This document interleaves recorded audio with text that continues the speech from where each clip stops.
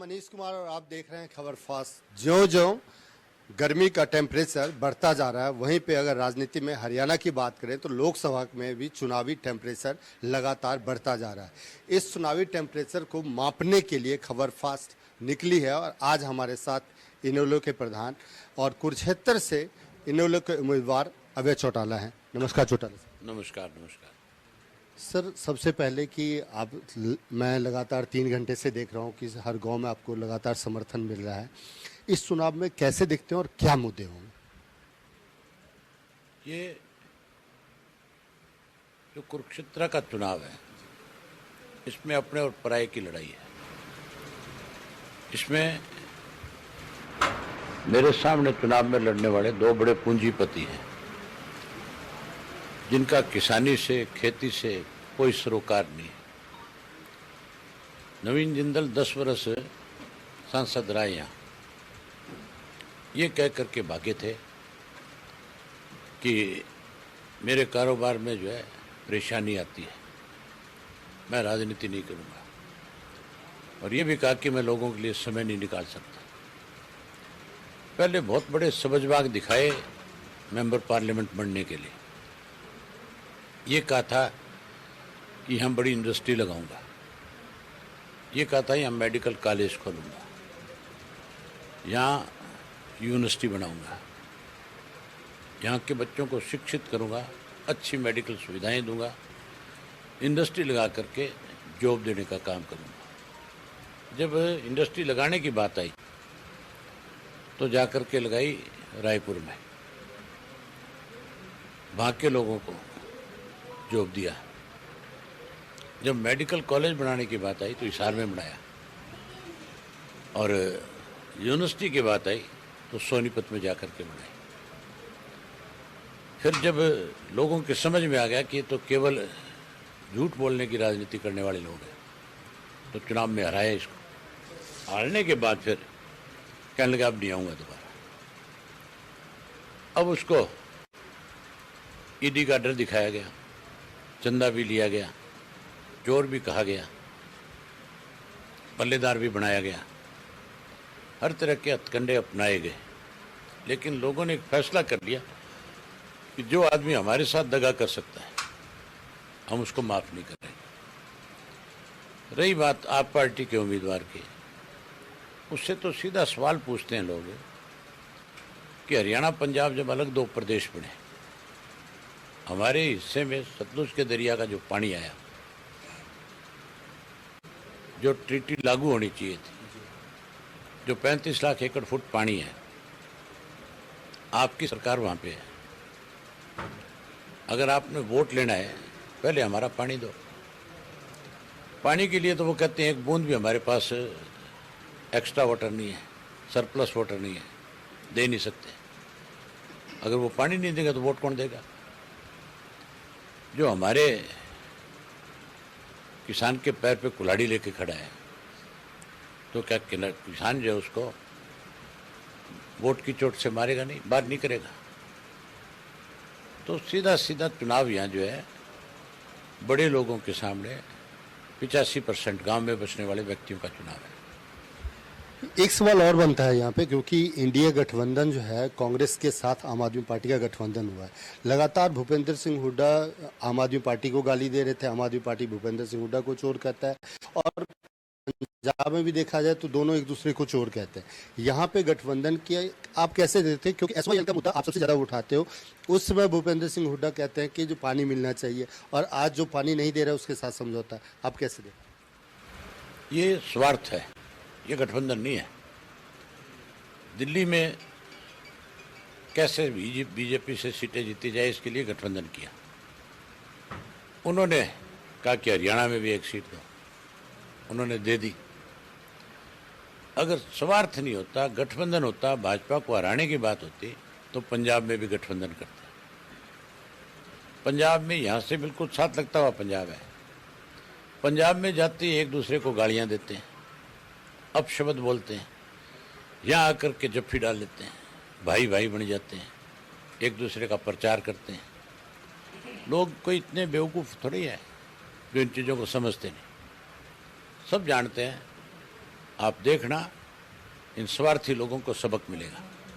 एक और कि आप 10 की 10 लोकसभा सीट पे इन लोगों का उम्मीदवार है। आप कुरुक्षेत्र में जहाँ पे अपने यात्रा में लगे हुए हैं, प्रचार प्रसार में लगे हुए हैं, वहीं 9 की 9 लोकसभा सीटों पे और कैसा चल रहा है चुनाव प्रचार, और आप हरियाणा में कैसे स्थिति देखते हैं? हम 7 सीटों पे लड़ रहे हैं। 3 पे हमारे सहयोगी है, एक पे एनसीपी का कैंडिडेट है करनाल की सीट के ऊपर वीरेंद्र मराठा जो है। 2 सीटें जो रोहतक की और भिवानी की सीट है, उन पे आरजेपी एक पार्टी है, वो लड़ रही है। 10 की 10 पे आज की डेट में माहौल अच्छा है। अभी समय है, ऊंट किस करवट बैठता है ये देखेंगे, लेकिन लोग पहले कांग्रेस का शासन देख चुके हैं, उसको नकारा था, बीजेपी को लाए थे। अब बीजेपी से दुखी है, परेशान है, इसको भी बदलेंगे। तो लोगों के पास option Indian National Lok Dal party है, इसलिए है कि चौधरी देवीलाल की नीतियों पे लोगों का भरोसा हमेशा रहा है।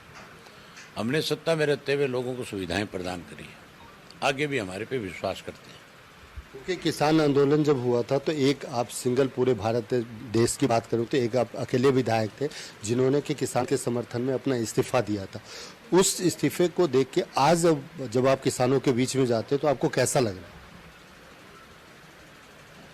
आज लोगों से जब बातचीत करोगे, आप किसी से पूछोगे किस किसानी के लिए, इस जवानी के लिए कौन लड़ा, तो खुल करके कहेंगे कि इंडियन नेशनल लोकदल पार्टी ने हमारा सहयोग किया। अभय सिंह चौटाला ने जहां हमारा सहयोग और समर्थन किया, वहां हमारे लिए त्याग भी किया। मान के चलो कोई त्याग करेगा, फल उसी को मिलेगा। मैंने आसान नहीं किया किसानों पे, मेरी जिम्मेवारी बनती थी मेरी कौम के साथ कोई बेईमानी करे, कोई गद्दारी करे, कभी सहन नहीं होगी। मुझसे एक आदमी ने, आप जैसे ने सवाल पूछा कि नवीन जिंदल आपको और गुप्ता जी जो है वो दोनों ये कहते हैं कि वो तो किसान की जाट की राजनीति करता है। मुझे बहुत खुशी है जब उन्होंने ये बात कही। मैं किसान के घर में पैदा हुआ, इसलिए मुझे ये सुनकर के बहुत खुशी होती है कि कोई मुझे ये कहे भी ये तो किसान का बेटा है, और कोई मुझे ये कहे कि ये जाट का बेटा है, तो और ज़्यादा खुशी होती है। वो इसलिए होती है कि मैं मार्शल कौम में पैदा हूँ। मेरी कौम के लोगों ने इस देश की रक्षा करी है, इस देश को आज़ादी दिलाई है। आज भी सीमाओं की पहरेदारी करते हैं। आज भी देखो जाट रेजिमेंट है जिसका नाम पूरी दुनिया में जाना जाता है। तो मुझे फ़ख्र है इन चीज़ों का। जो इस तरह की चीज़ें कह करके कहीं लोगों को बरगलाए, तो लोग इतने बेवकूफ़ नहीं है, लोग जानते हैं कि मैं जो कह रहा हूँ बिल्कुल ठीक और सच्ची बात है। एक आखिरी सवाल जो आपसे जानना चाहूँगा, हरियाणा की इस समय की राजनीतिक जो है बड़ी उथल पुथल सी हो रही है। सरकार लगातार विपक्ष कर रहा है, सरकार अल्पमत में, आपने भी गवर्नर साहब को चिट्ठी लिखी है। क्या लगता है आपको कि आप कैसे देख रहे हैं इसको और क्या होना चाहिए? हुड्डा भी और जेजेपी भी दोनों नहीं चाहते भाजपा की सरकार गिरे। दोनों भाजपा के मोरे हैं। अगर इन्होंने सरकार गिरानी थी तो किसान आंदोलन जब चल रहा था तब तो बहुत बड़ा प्रेशर था कांग्रेस पे भी, जसपा पे भी। अगर ये सही मायने में भाजपा के खिलाफ थे, किसानों के साथ थे, तो फिर इनको उस वक़्त बाहर निकलना चाहिए था। अगर ये जसपा वाले उस वक़्त भाजपा को छोड़ करके बाहर आ जाते तो सरकार गिर गई थी। कौन रोकता था? क्योंकि उस वक़्त जो इंडिपेंडेंट एमएलए थे जो आज अलग हुए हैं, वो उस वक़्त और ज़्यादा दबाव में थे। मेरी तो रोज़ बात होती थी, रोज़ कहते थे कि हमारे बाहर आने से सरकार नहीं गिरती। सरकार तो जसपा वाले समर्थन लेंगे, वापस लेंगे, तब गिरेगी। तब तो समर्थन वापस लेने की बजाय भाजपा के गुणगान करते थे, गीत गाते थे। तब तो कहते थे कि ये किसान नहीं है, ये तो मुट्ठी भर लोग हैं। जब तो किसानों को दुश्मन मानते थे, किसानों के बारे में बड़े उल्टे सीधे बयान देते थे। अब उन्हीं किसानों से सारा दिन माफिया मांगते हैं। मतलब किस तरह के राजनीतिक लोग हैं जो कर 1 मिनट में अपने आप को बदल रहे हैं। ये तो दोनों पार्टियां आज भी नहीं चाहती कि सरकार गिरे। अगर ये दोनों चाहती है तो दोनों गवर्नर के पास जाए, चिट्ठी लिखे, बताए।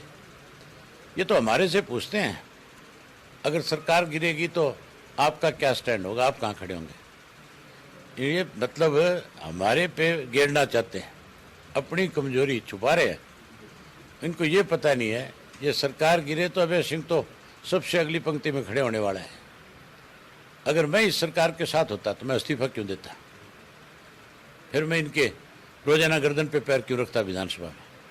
विधानसभा का सत्र आप देखते हो, इन भाजपा वालों की तसल्ली कौन कराता है। उसमें कराता हूं तो फिर आप खुल के कहो ये बात कि ये बेईमान है दोनों। धन्यवाद चौटाला साहब। तो दरअसल ये हमारे साथ कुरुक्षेत्र से इनेलो के प्रत्याशी अवैध चौटाला थे और इन्होंने कहा कि दरअसल यहाँ पे कुरुक्षेत्र में पूंजीपतियों के खिलाफ किसानों की लड़ाई है। दरअसल विधानसभा में भी किसानों की आवाज़ मजबूत तरीके से उठाने वाले सिंगल एक विधायक अवैध चौटाला ही हैं जो किसानों की आवाज़ वहाँ पे उठाते हैं। और आज जैसा कि देखा जा रहा है तो वाकई में किसानों का भरपूर समर्थन इनको मिल रहा है। और खबरों के लिए देखते रहिए खबर फास्ट।